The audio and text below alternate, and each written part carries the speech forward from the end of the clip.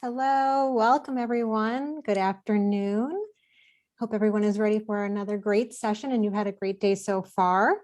If you're in the right place, if you are in the How NYU Helps Students Thrive, we're going to talk today about your path to student success at NYU. We have an exciting presentation today. I'm joined by some great colleagues from the Office of Student Success. During this session, we're going to talk about three big main topics. One, we're going to talk about your first year as students, what we know about our first year students, and what you can expect as a first year student.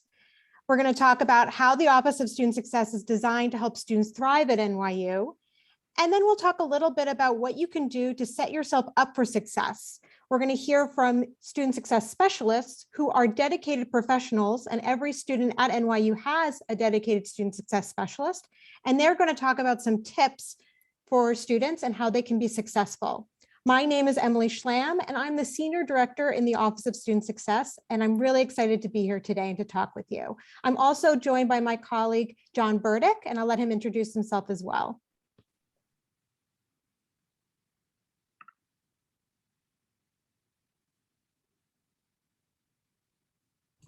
Hi, everyone. My name is John Burdick. I'm the Associate Director in the Office of Student Success. Really excited to have all of you here with us today. Thanks to all of you for coming, especially on such a beautiful Sunday afternoon here in New York. So it's really good to see so many of you here. Just really quick, a really quick introduction to myself. I know we were going to kind of give a little bit of our background, but I'm a first generation college student. That means my parents, mother and father, did not go to college. I'm the first in my family to graduate with a bachelor's degree. First in my family to go on to get a master's degree and then a PhD. So there's people in our office just like me. So there's some great resources to support you as you navigate this kind of transition into your first year, whether it's at NYU or we hope at NYU or potentially somewhere else. Great. So let's dive right in. First and foremost, we want to talk to you a little bit about what we know about first year students at NYU. Hopefully, many of you will be first year students at NYU and join us. And our office is dedicated to better understanding the student experience and understanding who our students are and how we can help them be successful during their time at NYU. So a little bit about what we know about students because we work with them so closely. As you've probably heard in other sessions, NYU has one of the most diverse student populations in the United States. We have students from all 50 states. We have students who are from different countries. 19% of our admitted students from the class of 2025 were international students. We also have students who represent first generation students, as John mentioned. He identifies as a first generation student, so the first in your family to go to college. We also have a large representation of students who receive Pell Grants, which are federal grant money to help students attend college. So they come from different backgrounds, both financially and educationally, based off of whether their family has gone to college or not. And also 29% of admitted students come from typically underrepresented populations to attend college and university. So really a really diverse population of students at NYU. And this is what makes NYU so wonderful, is that we have different students from different walks of life, different backgrounds coming to NYU and really enhancing our community. What we also know about our students is that they are probably the most engaged, excited students at any institution that we've worked with. They want to explore and they also want to improve the world around them. So our students want to give back. They don't want to just get education for themselves, but they really want to contribute to the world around them. They want to understand education, but they also want to understand things that can help others, right? So this is something that's really important. Also, our students are really career motivated. You are wanting to attend this university to get a better job or to think about yourself as being financially well off in the future. And that's really wonderful to have both of those things working at the same time. Our students are also really interested in getting involved. So 80% want to participate in study away, be part of clubs, community service, and research with faculty members. What we also know about our students is that they work hard and have really big academic goals. So not only are they excited about getting involved in study away and other things, but they want to be at the highest level academically. So lots of our students also want to go on to a graduate degree or terminal degree. So over 75% of our incoming students say that they plan to go on to later degrees, which is fantastic. Our students study hard, and also they see themselves in really high, the highest 10% of students academically, and they have a really high drive to achieve. So hopefully some of these things resonate with you as well. In high school, our students said to us that they engaged in behaviors that will help them be successful at NYU. Over 75% of students told us that they knew how to support their ideas and opinions with logical arguments, which is really important as you are taking your time to be part of a community of people who are trying to research and learn and build new knowledge in certain areas. Over 70% frequently seek solutions to problems and explain them to others. So this goes back to how our students really care about others and want to share their knowledge with others. But one of the things that we've learned about first-year students, which is totally normal, and John will also talk about this a little bit later, is that only 40% frequently take on challenges that scare them or take on risks. And joining a new community and joining NYU can be scary and can be full of challenges and risks. But the good news is we're here to support you. There's an entire office and an entire community that want to be here to help you take risks, take on challenges, and feel supported during your time at NYU. Last but not least, I know you probably heard this in other sessions, but NYU offers a world of possibility. There's lots of ways to get involved. There's lots of things to be involved with. And so students who come here seek these things out. As you can see, we have over 230 areas of study. We have lots of different clubs and organizations. So please don't be afraid to step into those spaces and be a part of the community wherever you may think that you would like to join in. So I'm going to pass over the next section to John, who's going to talk a little bit about what to expect during your first year at NYU. Thanks, Emily. So if you're anything like me, that was coming out of high school, that was probably a lot, right? NYU has a lot of potential opportunities. I'm sure over the last day and a half, you've heard about the admissions process, great academic opportunities, different majors. We just talked a little bit about clubs and how you should be feeling as a student. It's a lot to take in. And I know as someone who, my parents didn't go to college, when I entered into that process, there was a lot of confusion, a lot of things that were unknown. I felt sort of very on my own because I couldn't turn to my mother or father who knew how to navigate big academic institutions like all students do when they enter college. But I do want to say, like, take a moment, take a deep breath. You are certainly not alone. And I'm just going to quickly go through some things that I want you to kind of think about as you sort of transition from being a junior, senior in high school into a college freshman, because it's a very different process and a very different experience. So some things to expect during your first year. First and foremost, there will be a lot of unknowns. There will be a lot of change. At times, you're going to feel nervous, confused, lonely, scared. Things are going to seem upside down. You're going to feel anxious. You're going to feel stressed. You're going to feel challenged. That is totally okay, and that is normal. We know that as a potential NYU student, there's great potential in you. So it's totally okay to feel these pretty strong emotions during your first year. That's okay. There's people here to support you. And we know that there's potential in you to pick these things up quickly and quickly adapt. You're going to encounter a new set of cultural norms. My experience when I transitioned to a freshman in college was people spoke different, right? My parents didn't graduate from college. They didn't use big words at home, right? They dressed different than college students did. So I found myself adjusting to a new set of culture, new people, new ways of seeing the world. That's also okay. And that's part of the growth and transition that you have as a college student. There'll be times that you feel like an imposter. That's also okay. You may have moments where you think everyone is picking up what they're saying, the professor's saying in this class. I feel like I'm falling behind. I want to run and hide from this. Again, that's okay. We call that your lizard brain, kind of the fight or flight response. That's a very normal experience that college students all across the country are going to feel in their first year as a freshman. And while you face these new experiences and these new challenges, they're going to change you. And that's really sort of the point, right? You come to a university like NYU because you want to learn about yourself, you want to learn about the world, and you want to figure out where your place is in the world and how you can make an impact on it and change it in a positive way. But all of that being said, some things to remember as you enter into your first year. You're here for a reason.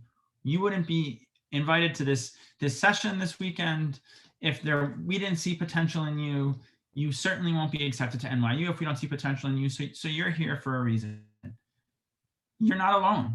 There are lots of other students with similar backgrounds to you, students that have had similar high schools, are facing some of the challenges that you're facing in your first year. So it's really important that you remember that you're part of a community, and many other students are going through those same challenges and transitions that you're going through. And then as you're going through those challenges, remember that NYU has a whole range of resources to support you. Essentially, if there's something that you need, someone and some office at NYU will be there to provide that for you. The Office of Student Success, we hope, is certainly your first place you turn for those different types of support. But again, we're not the only office. So you have tutoring and academic support.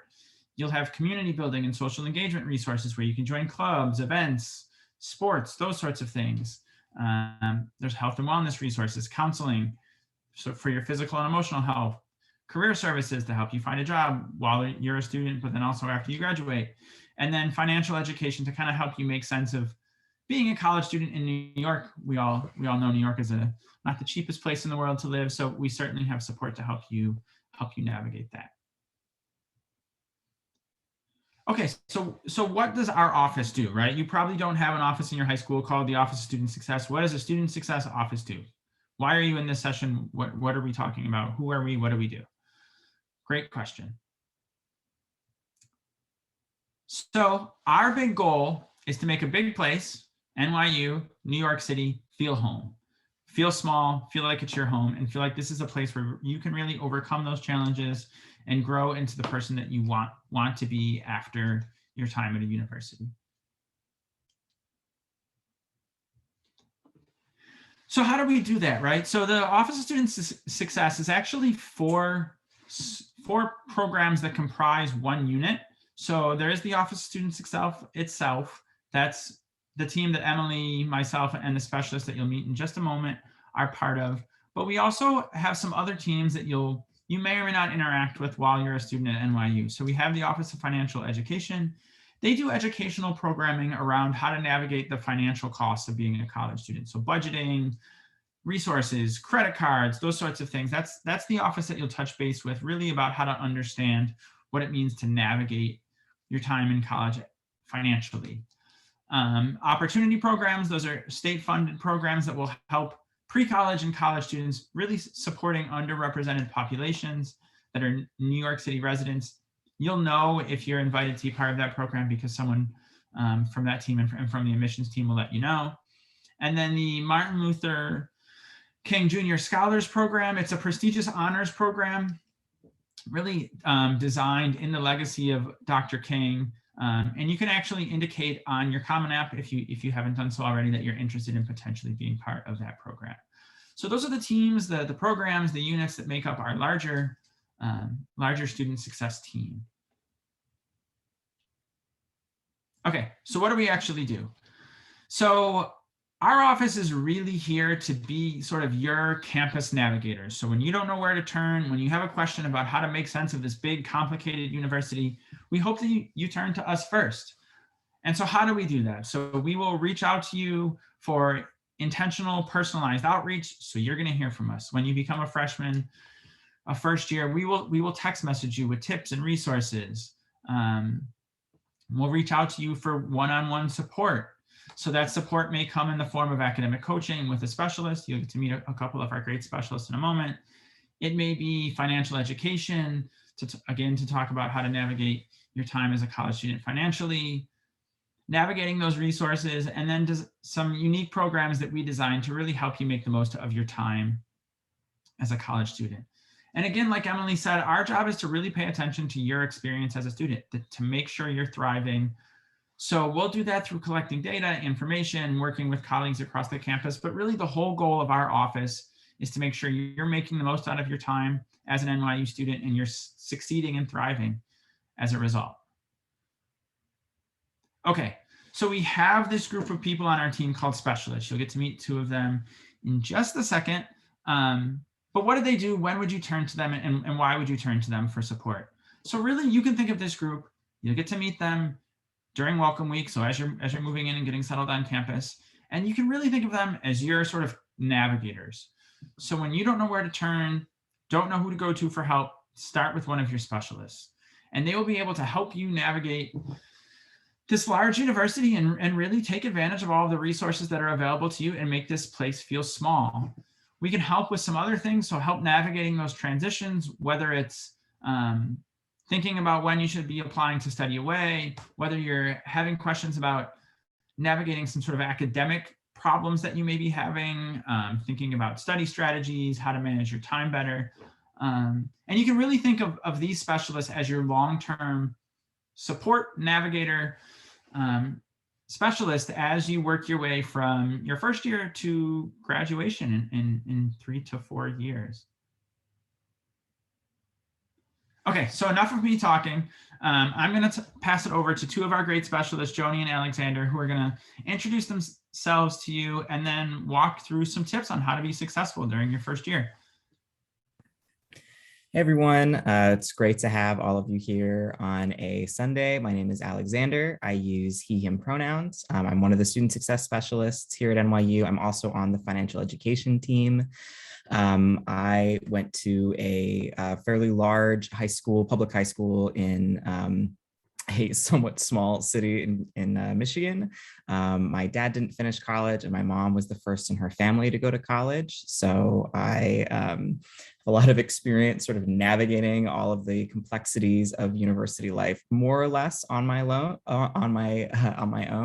And that's part of what I bring to my work here at NYU. And now I'll turn things over to my colleague, Joni, to introduce herself. Hi everyone, my name is Joni Garcia. My pronouns are she, her, and hers. Similar to Alexander, I'm also a student success specialist here at NYU in the Office of Student Success. I am a product of public school, so I went to the public school system, K through 12, also my college and post-college experience as well. But I went to a suburban, mid-sized public high school outside of the Cleveland area.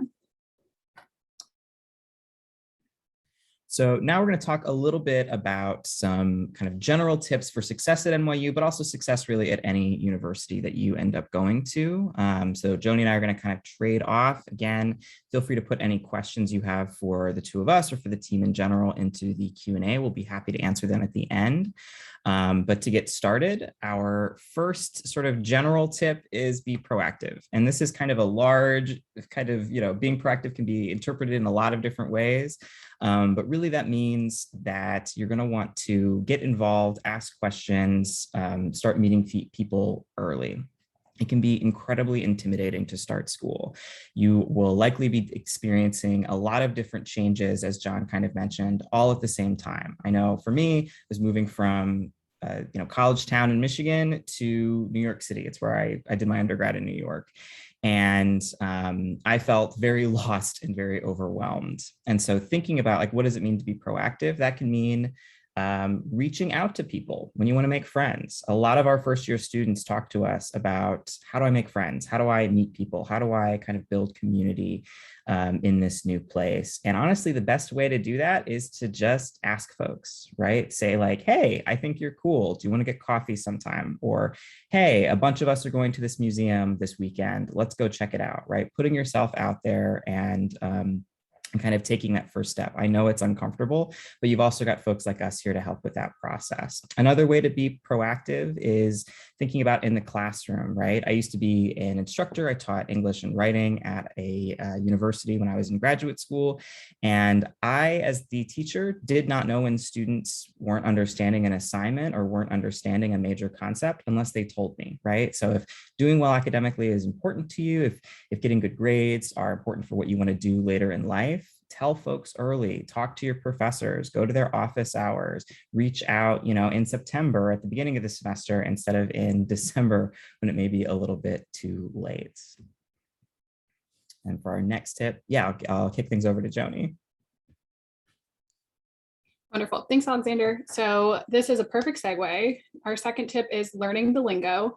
And as Alexander just mentioned, sometimes professors, staff, or other people who have been at the university for a while use these terms or these lingos, so acronyms, shorter abbreviations for things at the university that might not be common knowledge, but once you're there for a while, it becomes common knowledge. So learning the lingo, but also stopping and asking and not being afraid to ask, what does that mean? How can I get help in this way? So the humility of being, it's okay to not know, because why would you know what ULC stands for, right? The University Learning Center. So just taking a moment to have people pause, explain what they're talking about, especially if it's an acronym, and then it will help you understand that acronym, so then you can teach other people and your peers that acronym moving forward. So not being afraid to ask and learning the lingo of what the university is saying.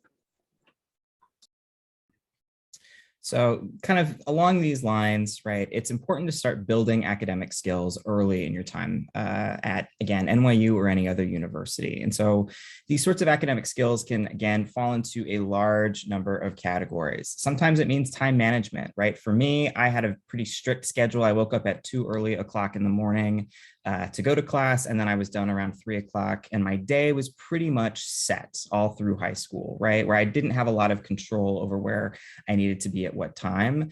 That will likely change when you go to university, right? You will have a lot more control over your schedule. You will be probably juggling, in addition to your coursework, maybe some clubs, maybe you'll have an internship later on.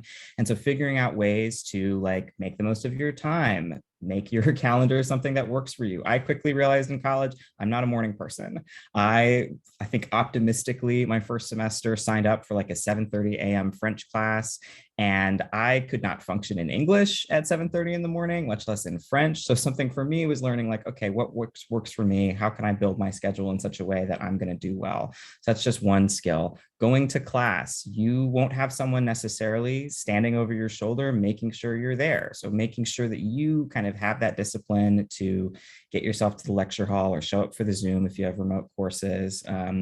Those sorts of things are incredibly important to work on in your first semester. Office hours are another huge resource. This is something that university professors hold. It's a place for you to ask questions, get clarifications, and really, really build those relationships with faculty. I like to say that if you haven't met with your professor outside of class at least once, you're not really getting your money's worth out of the course. They are such a huge resource at these universities. I know I still get lunch with my first year English professor in college. And that relationship, which I've had now for more than 10 years, has been so incredibly helpful. And just getting into those sorts of good habits early on has really served me well in college. And if you don't know how to do these things, there are offices like ours that can help you build those skills with you. So Alexander was just talking about his English professor that he still meets with. So there's these lifelong mentorship relationships that can really come from college if you're being proactive about making them happen, right? So going to office hours, asking the questions, engaging with your faculty. So people at the university really care about you, right? They're there for a reason. The faculty, the staff, we all chose this profession to support you. So building a support network and networking and talking with these people. So your faculty, going, like he said, to intentional office hours, or sending an email asking if you can meet up if you're really interested in the research that they're doing or their class, and learning more about how you can get involved in that outside of class, such as doing a major, doing more undergraduate research. Your academic advisors are there to support you academically, but also personally. If you have any questions or don't know, again, you don't know what you want to major in or minor in, they can really help with that career development, or you can go to the Career Center. So there's really an unlimited amount of resources and networks. It's tapping into them. You can come to us, right? So us as student success specialists are here to help and support you any way we can, whether it's us being a part of your network, as we always will be, or helping you expand your network by talking with other people, your peers. There's other people that you're going to meet in college that are going to be there for you and support you. There's a lot of people that are here. Continue to build those relationships both in and throughout college. So similar to Alexander, I still keep in touch with one of my professors from my first semester of college, really great mentor for me in my life. I ended up working for them my fourth year as an intern. And then I always say my job is the perfect opportunity or example as to building a support network and how it helps. So my mentor from college ended up coming to work for NYU, and now I work for NYU. So followed them over here because I built that support network in college, and it's really, really supportive. So continue to build that support network. There's so many different ways and people that are here to support you at the university. So an experience that a lot of our students have, and that I certainly had in college, was sort of looking around and feeling like everyone has it together, right? Everyone knows what they're doing. Everyone, already has 3 internships and has cured cancer and all of those other things that it can feel like when you're just scrolling through folks' Instagram feeds. I know for me, my university, we had to read the Iliad over the summer before our first class, and I show up very proud of myself. I'd done the reading, and I overhear like half of my classmates talking about how, oh, it was better in the original ancient Greek. I felt so out of place and overwhelmed. And what's really, really important for every incoming student at any university is to understand that it is okay and encouraged to ask for help. It is in fact very necessary to ask for help. Because there's a lot of change happening all at once, and there are people here who can provide that help. But like I said earlier, they don't know that you need it until you actually ask for it. And so, being able to draw on that support network, being able to draw on those relationships with faculty, with your advisors, with your peers, with your friends, will not only get you the help that you need, but also deepen those relationships that can, as Joni mentioned, help out later on down the line, right? I studied writing in college. I still am a writer, and all of my kind of experiences, professional and otherwise, have come from building those relationships, right? Being able to say like, hey, I don't know how this thing works, but you do. Can you help me with it? So it's a hugely, hugely important skill. There are tons of resources available, and there are folks like us who can help guide you to what those resources, what resources can best meet your needs. But yeah, learning how to ask early on is so, so important. All right, last but not least, foster resilience and prepare to be challenged. So when I think of the word resilience or resiliency, I think, when you fall down, you get back up, but it's much easier said than done, right? So I'm sure everyone on this call has faced a resilient situation in their life, right? Life knocks you down, have to find a way to get back up. And that can happen in college, right? So there's times when I fell. I'm sure anyone else here that spoke today can tell you a time that they fell, either in life or in college, and it was really challenging.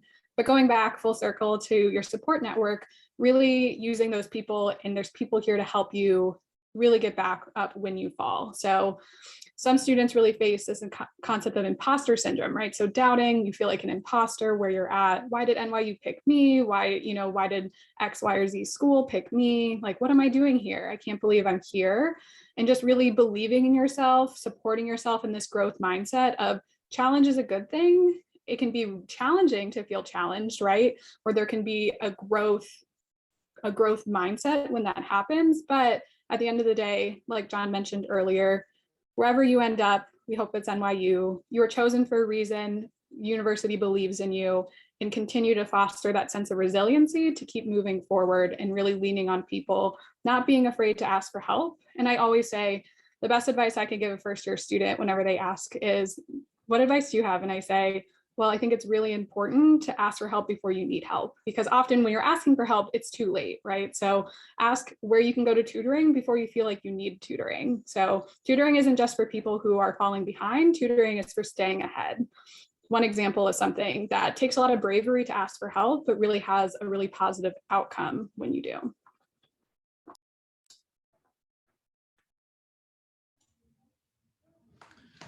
Okay, great. So we have a few more minutes in the session. So I wanted to encourage the attendees, everyone, to add some questions. We're happy to ask any questions that you may have about the transition to college, what your first year would be like, what your experience would be like, and how our office or another office at NYU could potentially support you through that. So really anything that you're confused about, have questions about, want to hear some more detail on, please, I encourage you to put those in the Q&A. Ask the group, we'll be happy to answer those questions. There was one that I think would be a good place to start that someone put in the Q&A, and I think it might be good to have Joni and Alexander, you maybe take this one, and Emily, of course, if you'd like to hop in. So a student asked, what potential clubs could a student turn to help build a support network? And then in addition to that, like if either the specialist or Emily, if someone wanted to talk about really how you could sort of build your community when you came to NYU, how would you make friends? How would you build a support network? Those sorts of things. I can jump in to talk about clubs, I guess. So I think I think in the answer there was a link to NYU Engage. Yeah. So NYU does have a kind of I guess you'd call it a directory of different clubs and student organizations. There are literally hundreds of them, some based at our individual schools, the vast majority are university wide.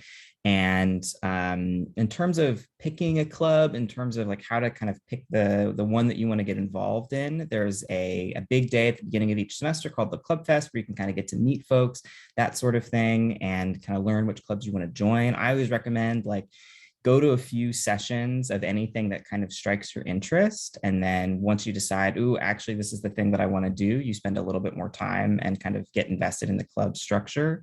But really for me, what I think clubs are most useful for and most useful in terms of building community is just having access to older students who share your interests. So for me, I did a lot of student media in college. I was involved with a couple of magazines and a couple of websites. And having students who were in my major or who were in majors that I was interested in, to being able to tell me like, oh yeah, take this class, don't take that class, avoid this professor, these readings are really good, right? Having that group of people who had already been through what I was going through and to just ask advice of was so, so useful. And it really helped me kind of have like a home base, right? I knew that there were people that I could ask questions to. I knew that there were people who maybe they had already done an internship. So now I have that kind of community of folks already. And really with clubs, it's mostly just about like showing up consistently and going to see, going to just check things out and exploring your different interests.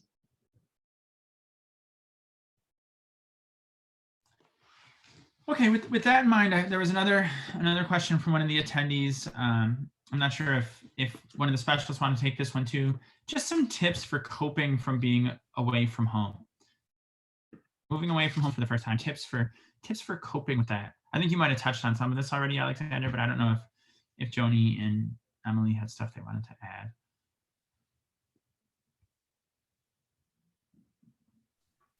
Yeah, I can jump in for this one. So being away from home is hard, especially because for a lot of people, right, unless you went to boarding school or lived with family in different locations throughout your life, it's often your first time living away from home for such an extended period of time, which can be really challenging, especially like we talked about earlier, if a lot of that family is your support network. So there's a few different ways that I recommend if you're feeling homesick or, it's a really hard transition to think about leaving family. One, the beauty of technology, right? So being able to FaceTime, call, text, know that they're still there, even if you don't see them in person all the time. Know that going home is an option too, right? If you have the financial ability to go home, wherever home may be, to see family, whenever you feel comfortable doing that.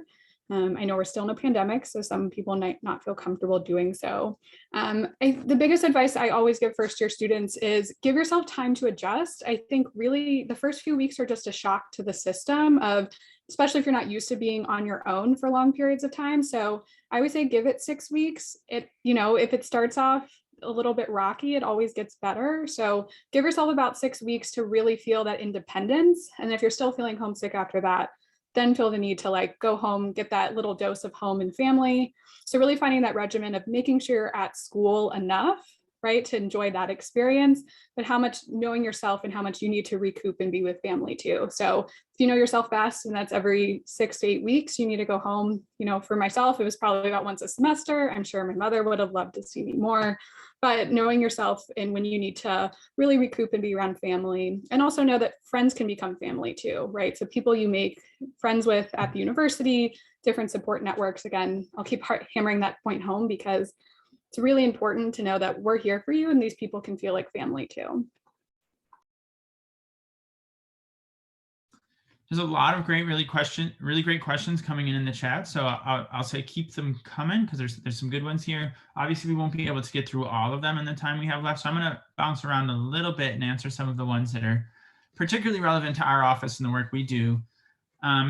This is one I'll toss to Alexander. I don't mean to put you on the spot, but Alexander, could you tell us a little bit? I know you're one of the financial education specialists. So could you tell us a little bit about some financial support and financial resources that NYU provides for students, particularly stuff that isn't necessarily tuition.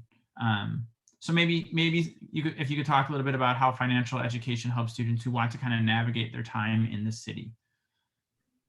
Yeah. So like Office of Financial Aid kind of can go over the sort of typical financial aid package, which for most students is a combination of a grant from the university as well as offering of any kind of federal or state support in form of loans and other grants. That is sort of handled by another office. But what we do is really help you understand the resources you have available to you and kind of how to make them work for you, right? So I know a lot of students are concerned about student loans. What does a student loan mean? How is this going to ruin my future, right? That's a conversation that we have, right? Kind of explaining like, okay, well, this is what it practically will mean for you going forward. We have tools that we can use to show you, like if you take out X number of student loans, this is how much you'll have to pay back over how much time. Thinking about budgeting. Budgeting is a huge concern for our students. What are ways you can learn to use your money a little bit more? I hate saying wisely because I feel like that, I don't know, has a value judgment, but I think you understand what I mean, right? How can you make your budget work in the city? What are ways in which you can save money? What are ways in which you can plan to do the things that you love? I feel like a lot of times when we think about budgeting, we only think about it in terms of restriction. One of the things that we talk about with students is like, I want to make sure that you have room in your budget to go to a concert, to go out to eat maybe once a month with your friends, that sort of thing. And so that's a lot of like conversations that we have. And then we also work with students to help them find other financial kind of resources. And so learning about how do I build credit? What's a credit score? What types of aid maybe are the best forms for me in this moment, for my family in this moment, helping you kind of understand all of your options so that you can make the best decisions about them. And then we also partner with other offices, right? And so maybe you want to do an internship. Well, we'll talk, we'll kind of work with you to Wasserman Center, which is our Center for Career Coaching, to find that internship. And then we can help you work within your school to maybe get funding for that internship, that sort of thing. The Office of Financial Aid will also kind of, on their website, they have a bunch of different information too about the kind of practicalities of like tuition, that sort of thing. Really good one that just came in that I'll toss to the group. One of the attendees was asking, could you dive a little bit deeper into what it's like to come from a small school, so a small high school, to a university like NYU, which we all know is a big university with lots of opportunity, but also lots of students, right? Like we're a relatively large university compared to others. And if either the specialist or Emily want to talk about how to successfully make that transition from a small environment to a big school in a very big city. Well, I know Joni and Alexander have helped students actually do this work. And I think part of what we've talked about earlier in the session is just being open to knowing that there are going to be moments where you're feeling uncomfortable, uneasy. That's normal. As John mentioned, that's kind of your lizard brain. That's evolution working against you. We all kind of have this flight mechanism when we have a fear of something. But it's really about understanding that this place can feel small and there are people here who can help you navigate challenges as they arise. And as you learn to overcome those things, you'll be more comfortable in your environment. But Joni and Alexander, I don't know if you have specific examples. I know you've worked with lots of students in their first year overcoming this transition moment. Yeah, I can jump in unless Joni, you want to. Oh, okay. So a lot of students I know will kind of, when they talk to me about like what it feels like to go from a smaller place to a larger place, I think a lot of the time what kind of where problems come up is when they don't feel like people know who they are, where they're used to kind of walking through a space, everyone knows their face, everyone knows their name. And that's the feeling that a lot of our students miss when they're kind of making that transition. And so One, there are kind of built-in resources at the university that enable that situation, right? Many of our first year students live in residence halls, and there you're going to have people who you see every day, who know your face, who know your name. Something else I like to recommend that new students do is familiarize yourself with the environment. Walk around, maybe pick a deli and go to that deli. Like when I go to work, it's so nice to go and see the guy who makes my bacon, egg, and cheese, because I don't have to say anything. I just walk in, he starts making it. A couple minutes later, I have it. And that gives me that feeling of community that I think a lot of us really like at our sort of smaller environments. But I'll let Joni kind of pick up if there's anything I missed. Yeah, I will say too, as much as it feels and is a big place, remembering too that you are a part of smaller communities within it. So making the big place feel small. So if you live in the residence halls, for example, you're going to be in a specific residence hall, you're going to be on a specific floor. So there's natural smaller communities built in for you. You're going to be in a smaller, even if you're in a larger lecture hall, you're going to be in a smaller recitation that is, a space where you kind of break off into your lecture hall to take quizzes or ask questions to a teaching assistant. So there's these smaller things already built in to the experience, even if you're at a larger school, that's sometimes you might maybe even forget, oh, I am at this big school because I'm in this smaller classroom. I'm in this, really tight-knit community in my residence hall. So there are these things and organizations to get involved with that it will start to feel a lot smaller before you know it. Okay, we're almost out of time, but I'm going to try to squeeze in one more question because I think we'll be able to answer this one. Can maybe one of the specialists speak to the support resources that NYU has if a student may be facing any academic difficulty? So if you're struggling academically, where do you turn? What do you do?